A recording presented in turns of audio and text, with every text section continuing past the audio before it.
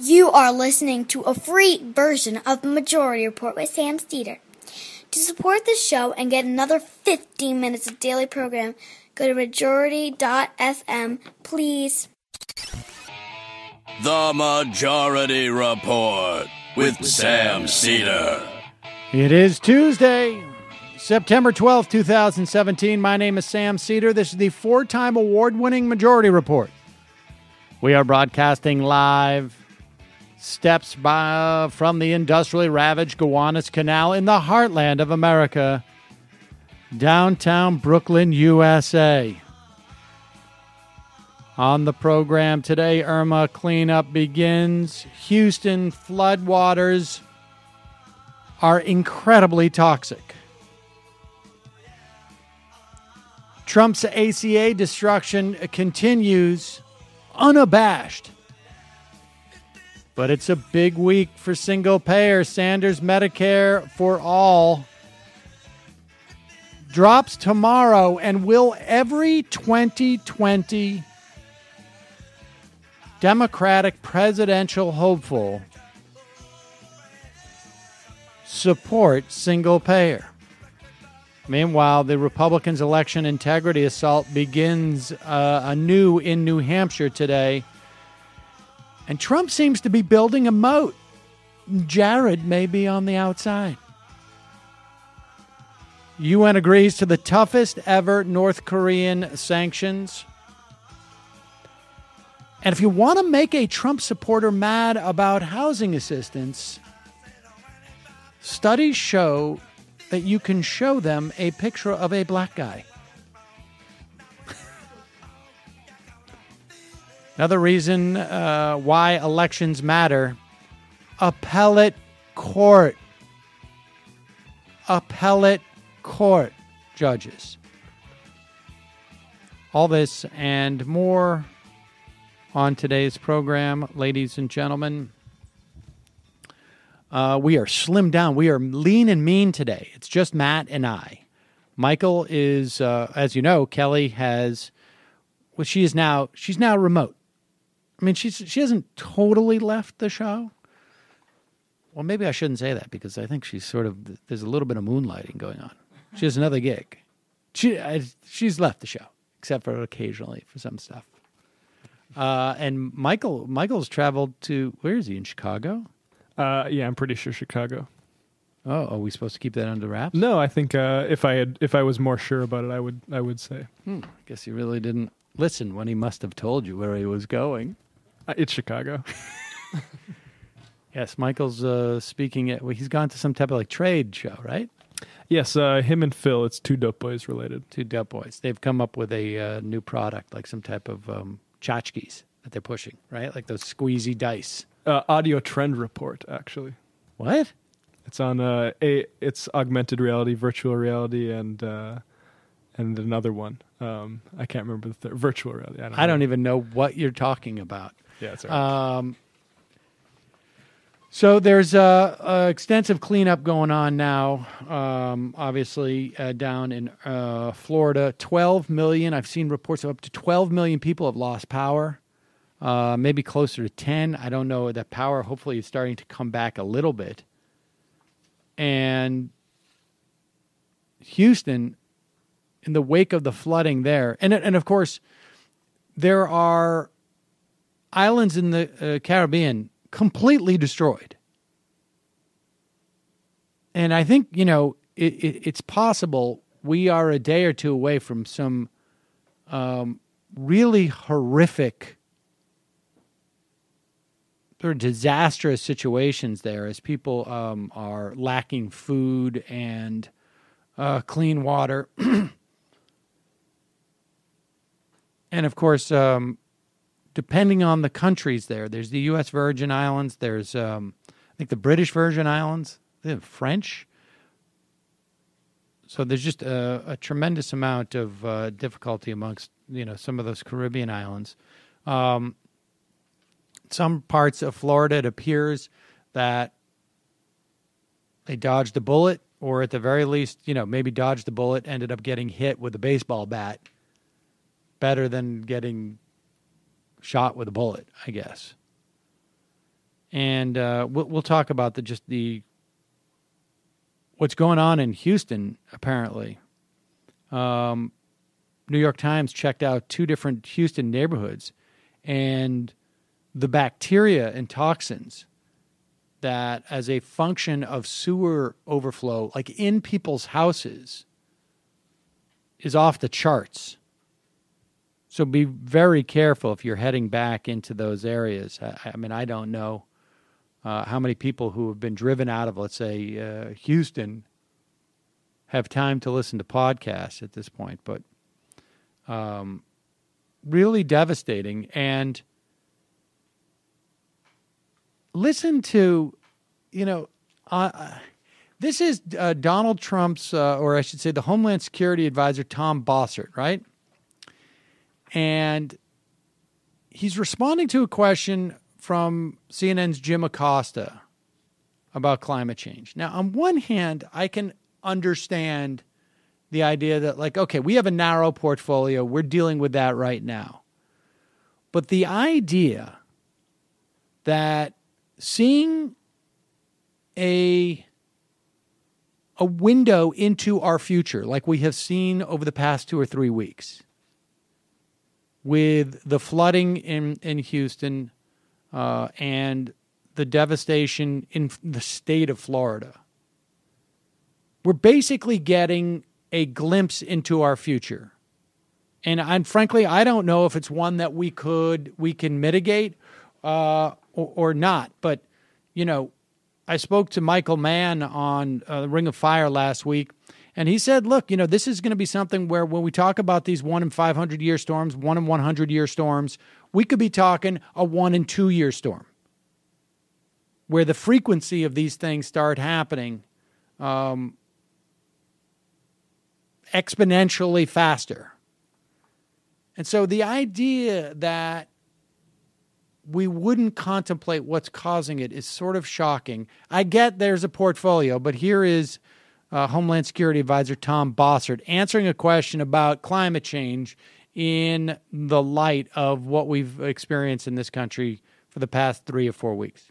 The previous administration saw a connection between climate change and homeland security, and that the frequency and intensity of powerful storms like Harvey and Irma could pose a problem for future administrations. You could have FEMA budgets that can't keep up with the demand when you have powerful storms hitting the country. Is that something that you think this administration should take a look at? We know the president pulled out of the Paris Climate Accord. Are these storms giving this administration some pause when it comes to the issue of climate change and homeland security? I was here in the 2004 cycle of hurricanes, 4 and 6 weeks that hit Florida. I think what's prudent for us right now is to make sure that those response capabilities are there.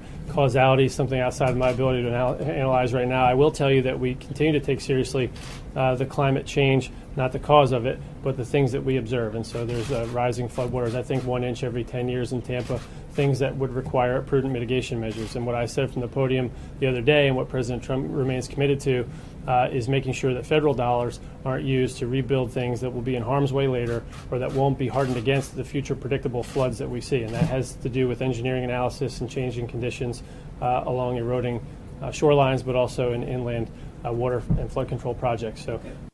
So what he's saying there is that, well, we're going to react to things that we observe. We see rising sea levels. We're going to not build that. We're not going to help rebuild in an area that may be in jeopardy. But we're going to pretend like it was the sun god that did this, or we're just going to say this. We're not even going to go that far and to label it like that it was God. It just happens. It's just happening. I mean, this is just absurd. This is absurd policy. We would never do this anywhere. We don't go around. We have agencies. I mean, the fire department sends out regulators and says, hey, there's an obvious fire problem here. Matt would say this is like the 1800s and or like I think 1666 was a London fire, as if they're just like, let's just continue building roofs with straw and cooking with fat. Hello, what's this now? I want to go and encourage people to have an open flame in their home. The thatch roofs. Who knows? We just respond to what happens. Don't think about what the connection is between the fire and the thatched roof. Just look at the embers and say, hey, maybe we should extend the ceilings a little bit higher. It's an extension of Trump. That's how he responds to any real life situation. Just respond in the moment, and the larger context doesn't matter. I don't understand how the guy can stand up there, right? And just with a straight face say, like, we're just going to just, things show up, we're going to react in that way. We're not going to even contemplate the cause of these things. Just is what it is. Department of Homeland, it is what it is. That's just crazy. Folks, so much news. It can be hard to keep up with all of the political stories and perspectives.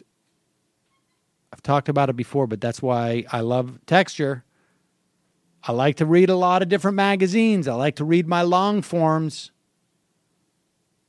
But I am not going to pay, with all due respect, $8 per magazine subscription at this point. Texture lets me read trusted sources of news and also keeps me from getting too, I don't want to go too far down the rabbit hole. So with Texture, I can read a story from The New Yorker. I can read then a story from Rolling Stone. And then I can read a story from Family Handyman. I mean, they're not really stories. There are some of them stories. That would make you an extreme polymath in like 1875. Really? Is that all I need? Carpentry and publications? I think so. Boom! Renaissance man. Sometimes I'll read Wired too. All this on my Texture. Right there. I mean, the savings is enormous and the convenience is amazing. Plus, I see a story like, make a backyard shed. I mean, I don't know if it's a story. It's like instructions. It's sort of a story. It's like, it always starts off with the same thing with that. It's always like, I was looking outside and I was thinking, God, I wish I had a shed. And I thought, why don't I do it myself? But the beauty is, like, I don't necessarily have the time to read it at that moment. I can star it, basically create my own magazine. Plus, thanks to Texture's daily recommendations, exclusive interactive features, you can easily pinpoint articles that you want to read. Texture is searchable. You can, like I say, you can mark what you like and dig it up again. Everything from National Geographic, Fast Company, Rolling Stone, available for way less than the Texture app, which was selected as one of Apple's top 2016 iPad apps. It's normally $9.99 a month, but if you sign up right now at texture.com/majority, you get a 14-day trial for free. That's 14 days. Try Texture for free when you go to texture.com/majority, texture.com/majority. Also, when you're talking about making the most of your time, getting the most information, what do you do? What can you do in 15 minutes? I mean, Matt, I know you could do it in 15 minutes. Listen to about 45 minutes of audiobook. There you go. A lot of people, 15 minutes on Facebook, online shopping for something. Instead, why not get a summary of a book's main points that you've been meaning to read by listening to key insights in just 15 minutes? One of the things that they say, like, ask people, have you ever read 4 books in one day? Nobody does that. Well, Matt does. But now you can get to know what you need from a nonfiction book in just 15 minutes. Introducing Blinkist. It's an app. It has over 2,000 of the best-selling nonfiction books transformed into powerful packs you can read or listen to in just 15 minutes. You're listening to this podcast, so you love the idea of learning on the go with your smartphone. Imagine if you could listen to the key insights of a nonfiction book in just 15 minutes. Their team of experts is constantly curating and adding new titles from best of lists. So you're always getting the most powerful ideas distilled so you can hear them in just 15 minutes or less or made for mobile format. Barbara Arden writes, Nickel and Dimed is out. on Blinkist. That's something that I'm going to, I read that years ago. And I'm just going to refresh myself with it. That there's that Matthew Desmond Evicted. We've been trying to book him on the show. We can't get him on. So now maybe instead of buying the book, and I'm going to go and just get the 15 minutes from that. Boom. Plus, there's things like Tim Ferriss's 4-hour work week. I'm not going to read that whole book. I'm going to practice what he preaches. I'm going to read him in 15 minutes. I'll listen to it. Right now, Blinkist has a special offer just for Majority Report listeners. Go to Blinkist.com/majority right now. Start your free trial or get 3 months off your yearly plan when you join today. Wow. That's Blinkist. Spelled Blink, Blinkist, Blinkist.com/majority to start your free trial or get your 3 months off your yearly plan. Blinkist.com/majority. Do you realize, Matt, how many books you could read? Because you can speed them up. Yeah, 15 minutes. You could technically do that in 5. That 4-hour work week. I'm going to try and do that. That's what I want to do. I want to have a 4-hour work week. Seriously. I'll tell you something. If I had a 4-hour work week and you mix that with Stamps.com, I would never have to do anything. I feel like I would never have to leave. It should be the fight for 4 hours. Come into the office for 4 hours and then go home. I don't know how that 4-hour work week works, but with Stamps.com, you can avoid the hassle of going to the post office. You can avoid the hassle of actually just leaving your office.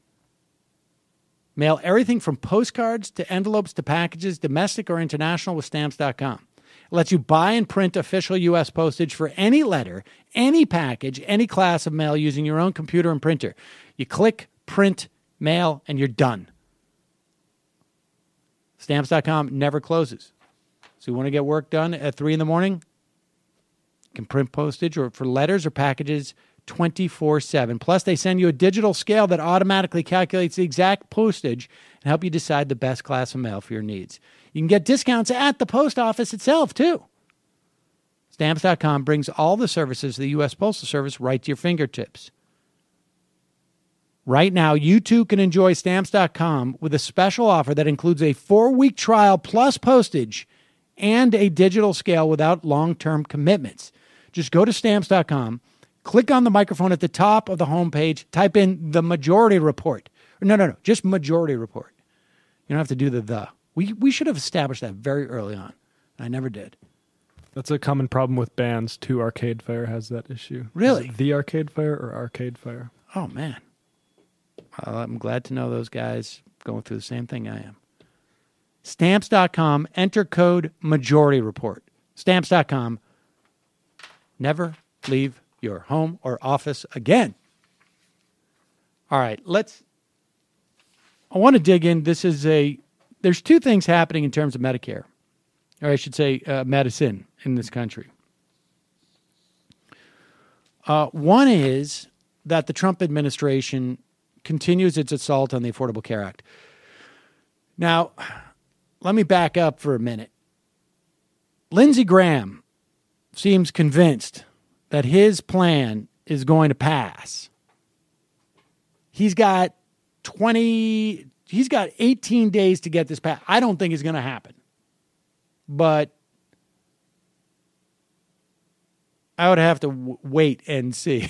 I'm a little bit nervous about it, but hopefully no. Mitch McConnell today was out crowing in the New York Times that the debt ceiling deal is not as good as people make. And his big argument was, with mechanisms that we have to extend the country's borrowing power, the debt ceiling may not come up in 3 months. It may not come up for 6 months, which means he's going to be able to decouple the debt ceiling from the budget votes. And it's going to lessen Democrats' leverage. And when that guy starts squawking about stuff, it always makes me nervous. Not necessarily about what he squawks about, but just like he can't help himself. He preens so much that the only thing he could do is pretend that he's squawking about one thing when in fact he's squawking about something else. Nevertheless, I don't know what's going to happen with that Graham legislation. But in the meantime, Donald Trump, his administration, seems to be hell-bent on, and this is even as in the Senate, the HELP Committee, Health, Education, Labor, and Pensions, are holding hearings to find out what insurance companies are requesting to strengthen Obamacare exchanges. We are 2 weeks out at this moment from insurance companies finalizing their decisions about whether or not they're going to sell in any specific exchange. And then in November, open enrollment will begin. It lasts for only 6 weeks now. I believe it's been shortened by the Trump administration. Insurers basically just want, I guess, like 2 or 3 major things. One, stop threatening to cut off the subsidies because we can't plan. The only thing that insurance companies are is basically just a bunch of individuals sitting in a room trying to work out the statistical likelihood that they'll have to pay out on claims. And balancing that against how much money is going to be coming in. That's what insurance is. And if they don't know how much money will be coming in, because they don't know if the subsidies are going to be there, then they can't function. They want an extension of a reinsurance program that basically backs up the insurance companies. These are basically the risk corridors, because again, this is so new, they don't have the ability to calculate those actuarial tables in a way that they feel confident about. And they want the individual mandate to be continue to be enforced so that the whole system works. That's it. While they are about to testify in front of a Republican-chaired committee in the Senate, the Trump administration, which said that it was going to cut it by 41%, the Navigator program. The Navigator program is basically a way, basically the help desk of Obamacare exchanges. That's the best way to look at it. They were community groups that get funding, pre-existing community groups that got funding. They would hire people on, and they would do outreach to people living between 133% and 400% of poverty in states that had expanded Medicaid from 100%, and I guess maybe even the states that didn't have expanded Medicaid, to help them navigate the exchanges. Over time, they become less and less important because people get it, but you still need this type of assistance. Trump administration said it's going to cut that budget by 40%. But here's the thing. They haven't paid out any of it.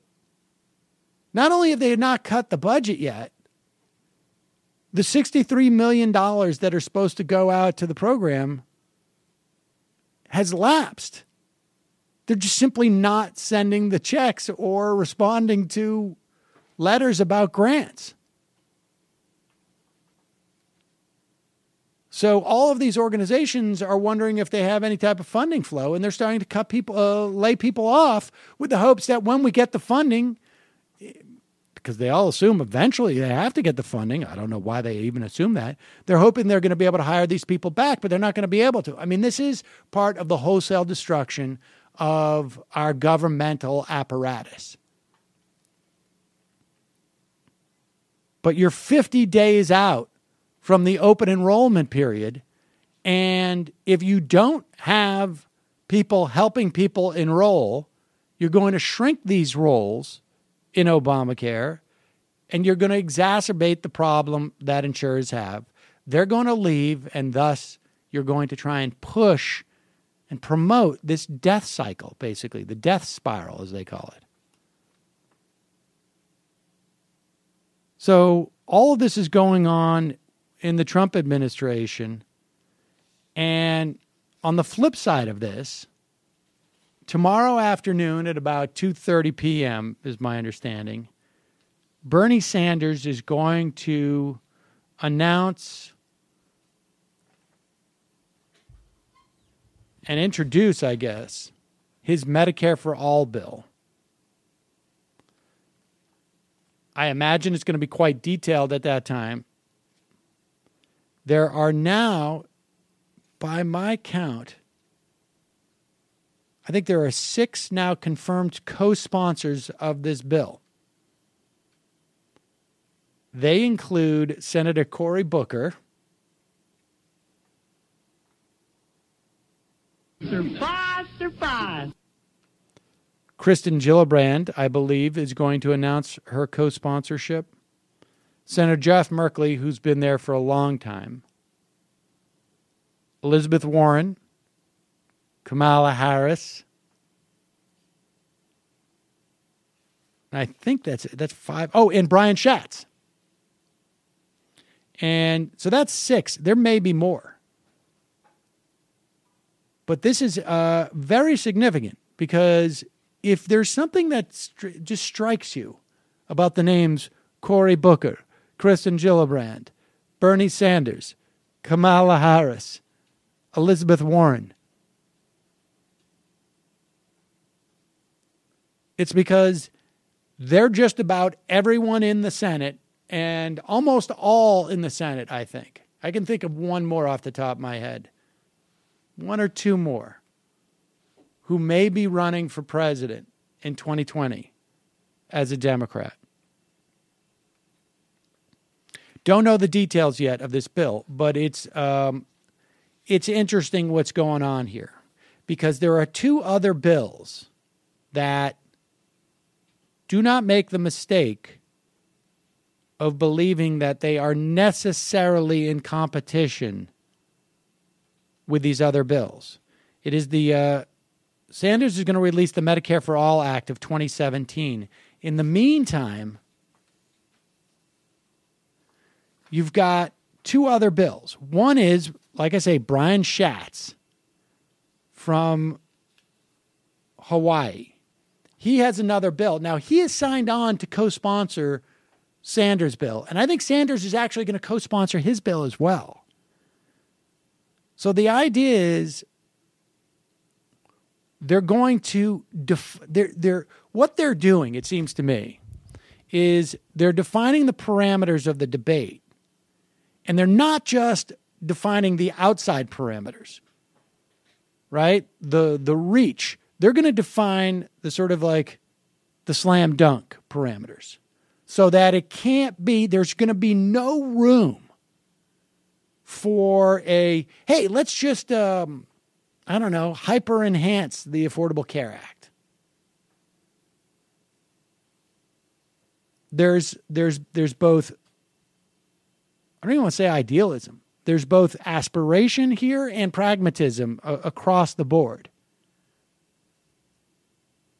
So Schatz's bill would open up, or would basically give states, I guess, the option of opening up their Medicaid programs to anyone who wants to buy into Medicaid. That's, I guess, to people who are uninsured. It would maintain Medicaid for low-income Americans. But if you are too high income to qualify to pay a premium to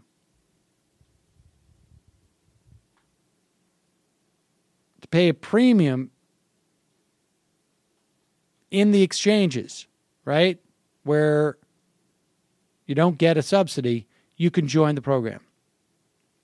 You could use the subsidies if you are qualified under an Obamacare exchange.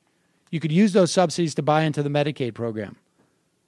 So it's you think of it as a public option on the exchanges, but expanded.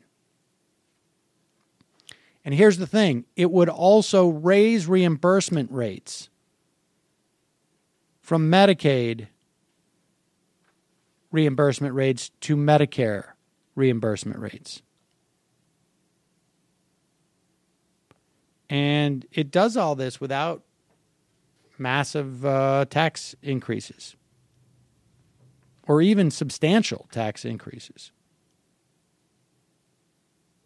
It doesn't, you keep your insurance, that type of stuff. And he's basically put it out there. He says, I don't see it as in competition to Bernie Sanders' plan.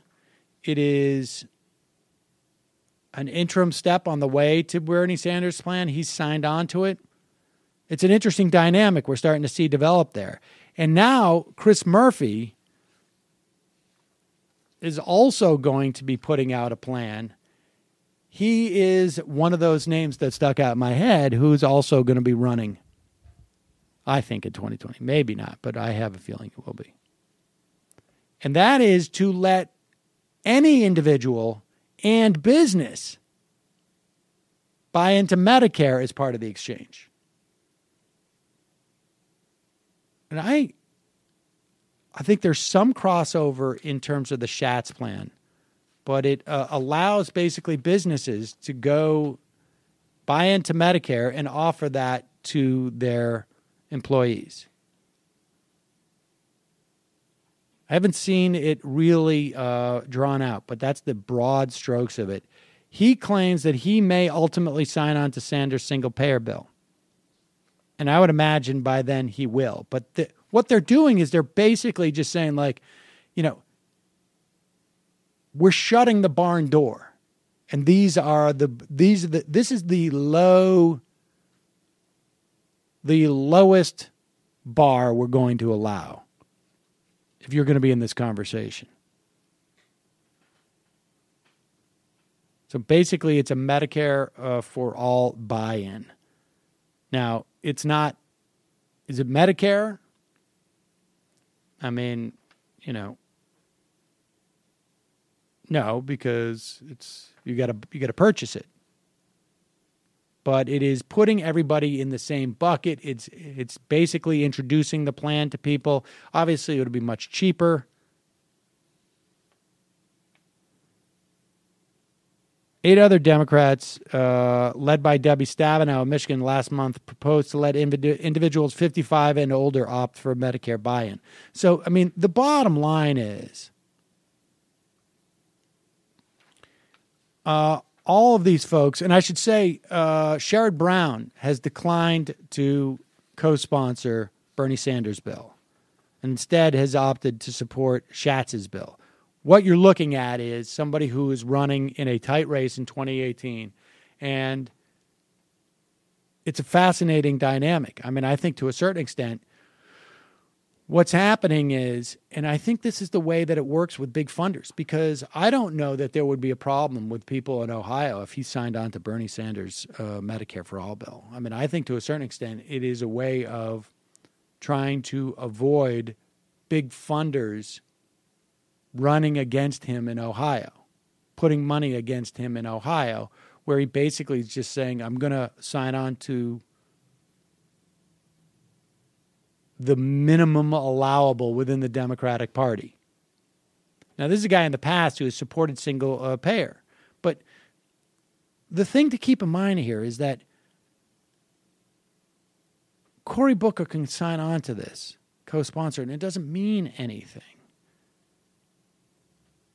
But it does raise the stakes for him not to run on it. Look at the value of Bernie Sanders running on single payer. Regardless of who won the election, by June of last year, it became a much more possible and popular policy than it was, well, significantly more so than it was 2 years earlier. Max Baucus, the guy who was the biggest roadblock, probably, to things like the public option to things like a Medicare, a buy-in. I mean, certainly there were others. But Max Baucus chaired the Senate Finance Committee that drew up a lot of the provisions of the Affordable Care Act. And he has now come out. According to the Bozeman Daily Chronicle, which I read on a regular basis, former Montana Senator Max Baucus, my personal view is we've got to start looking at single payer. I think we should have hearings. We're getting there. It's going to happen. Obviously, Baucus can't do anything anymore, but he refused to hold a single hearing on single payer back when he was the guy who could hold those hearings. It's pretty crazy how far we have moved. And I don't think that's just a function. I think that's a function of what was happening during the Obama years. I think it's a function of what Bernie Sanders meant. Do I think Trump has contributed to it? Perhaps. But the idea that this many Democratic senators perceive this as a winning position to take, even if it's just preening, even if it's just lip service, the idea that they can't afford not to pay lip service to it is a positive. Because look, nothing's going to happen now anyways. Nothing's going to happen until the Democrats take control of the House and the Senate. And then nothing's going to happen anyways. But if they're going to run on this, if they're going to be, Schatz says he doesn't think single payer should be a litmus test because he doesn't think we can get there right away, and that's why he's offering this other bill. But, the proof is in not just the pudding, but also sort of like the smell of the pudding as it starts to cook pudding. Maybe not so much of a pudding, but like a flan. It's in the flan. You cook a flan. My point is you smell it cooking. You get a good sense of whether or not what's cooking is good. So I don't know. This is very encouraging. We'll know more about this bill tomorrow. But the idea that you can't be taken seriously as a Democratic nominee in 2020 unless you are actively promoting single payer is a very encouraging idea. It's certainly not even remotely close to anything that I've experienced in my lifetime. Not even remotely close. So pretty exciting. I want to touch on this election integrity committee, too, in New Hampshire, because this is also really important. And we'll go into the fun half. What this committee is about, it's the Chris Kobach committee. He is the voter and disenfranchiser in chief from Kansas. And Trump set up the election integrity committee. Supposedly, it was about to address Trump's being convinced that there were 3 to 4 million undocumented immigrants who voted in the election, 3 or 4 million fake votes. But this is an idea, and this has been a policy of the Republican Party for years to disenfranchise people from voting, and this is what they're going to do, and this is why it's so important. This is, again, just an information war, basically. The committee is going to attempt to whitewash all of these fake theories and bunk numbers to promote some type of policy that's going to inhibit people's ability to vote. Here is Ann Coulter. And I imagine, well, maybe we haven't even talked about it on the show.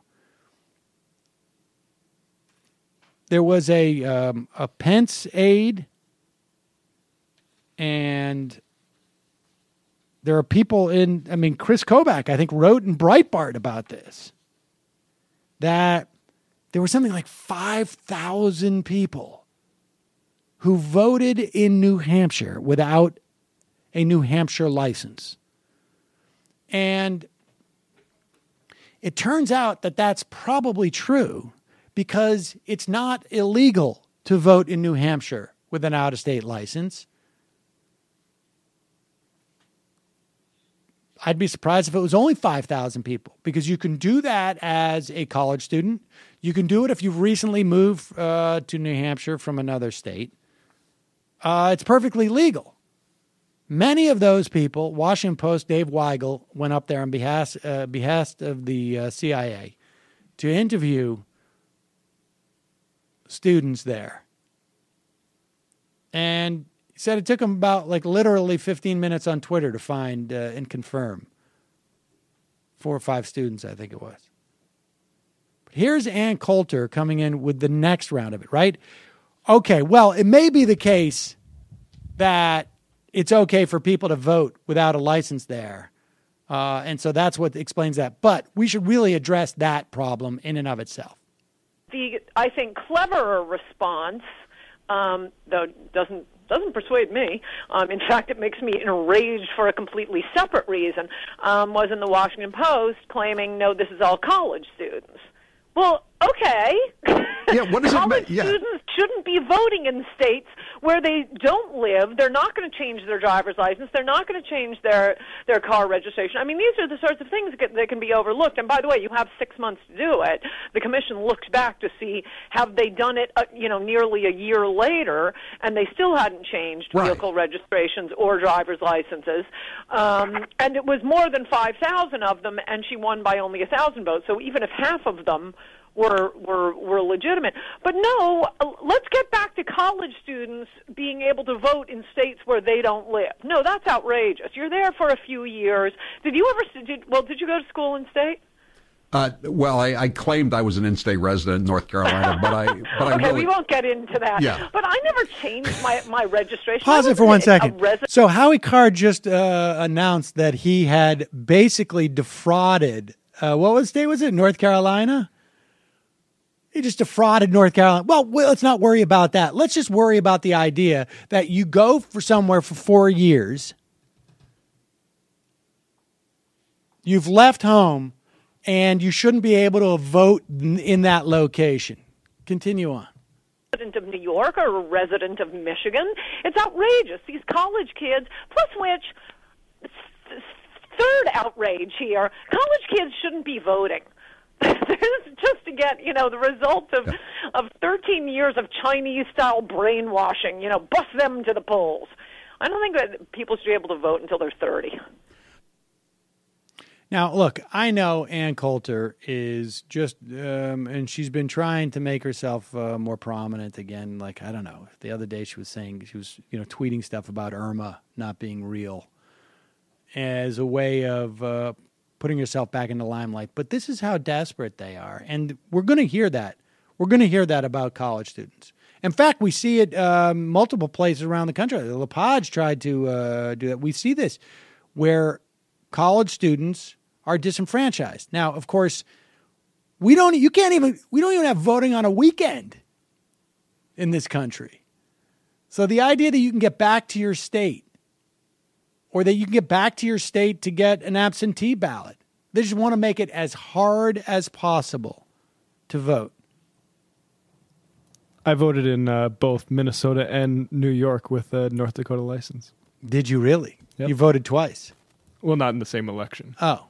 I asked that because Ann Coulter, coincidentally, had multiple registrations and was investigated, I believe, on multiple occasions for voter fraud.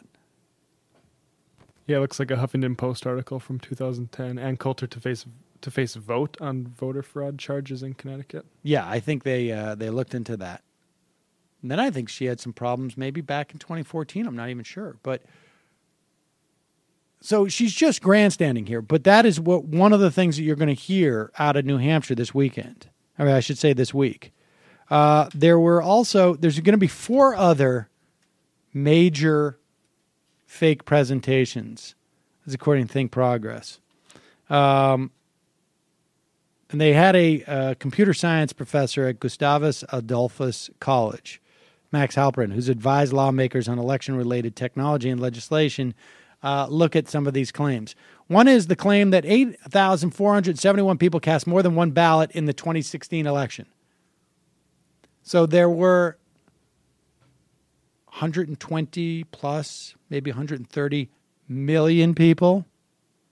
And supposedly 8,500 cast more than one ballot in the 2016 election. However, this is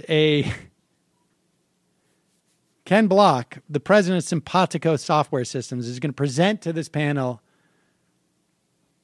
a report by a conservative think tank that says that it's highly likely that 8,400 duplicate votes were cast in the 2016 election across 21 states.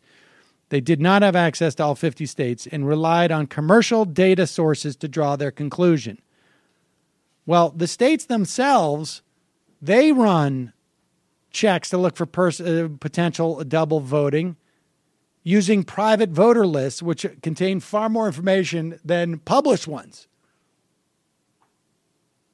So it's just a weaker version of what the states already do. And it turns out after the states look at this stuff, the vast majority of the initial flag people turn out to have no problems after all. Because there's a lot of false matches. Two people named Matt Leck. Whatever. So, I mean, it's possible out of 130 million votes cast that there's a couple of thousand duplicate ballots, I guess. Possible. I feel like the Clintons should have been able to do better than that. There is an unpublished study, this is my favorite, that finds that voter ID doesn't affect turnout. Now, this is done by a guy named Dr. John Lott. He also is the president of the Crime Prevention Research Center, which argues and is floating the idea like we should do background checks for everybody who votes, like we do with gun ownership.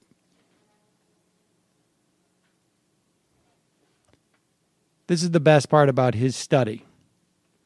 This guy Halperin, this expert in statistical analysis, writes, the fact that this is something he wrote more than 10 years ago and has not been able to get any kind of peer-reviewed publication should be a red flag on that study. That's sort of like a good indication, right, that there might be a problem. You do a study about voter ID, and nobody will sign off it. It's just a peer review establishment. That's right. Classic peer review elites. There's going to be a claim that the number of registered voters in a jurisdiction can't exceed the voting age population. Now, contemplate this for a moment. 5,000 people in a district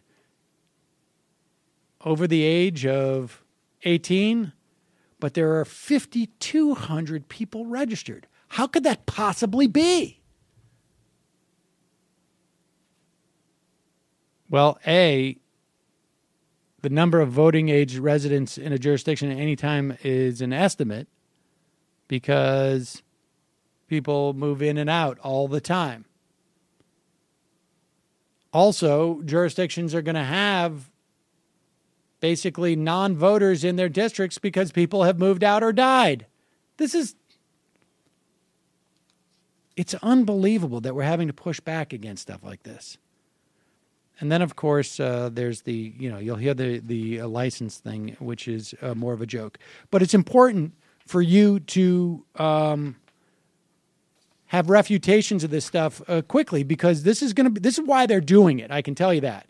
The reason why they're doing this tour is to create a notion, a predicate for them to do something to disenfranchise voters. What they'll do, we don't know yet. But that's why it's important for you to know about it. All right, we're going to take a break. We're going to head into the fun half of the program. Folks, a reminder, this program relies on your support to exist. You can become a member today by going to jointhemajorityreport.com. And, we're looking to make a new hire. We're looking to upgrade the website, which I think is going to happen soon. We're going to redo the app. We're contemplating, another expansion. Over the years, it's, we've gone from sitting in a, really, I think a place where we should have had some type of like those masks you use when you're cutting wood, like the filter ones, the white ones. I wouldn't use a full gas mask, but into an office where we're doing a lot more. We got a couple of shows now emanating out of here. Doing more content, better video. Your support makes it all possible. You can become a member today at jointhemajorityreport.com. And what we do is we make it commercial free for you. So today we had 3 commercials. When we started this, we didn't have many ads. But now it's like becoming a benefit to become a member. You don't have to listen to ads. Plus, we give you bonus content. So if you want that bonus content and you can't afford to become a member, send us an email at majorityreporters@gmail.com. Have some patience with us. We're well behind right now, but we will hook you up. Also, justcoffee.coop, fair trade coffee, tea, or chocolate. Use the coupon code MAJORITY. Folks, give us a review at iTunes. All right, we'll be back in a minute. 646-257-3920.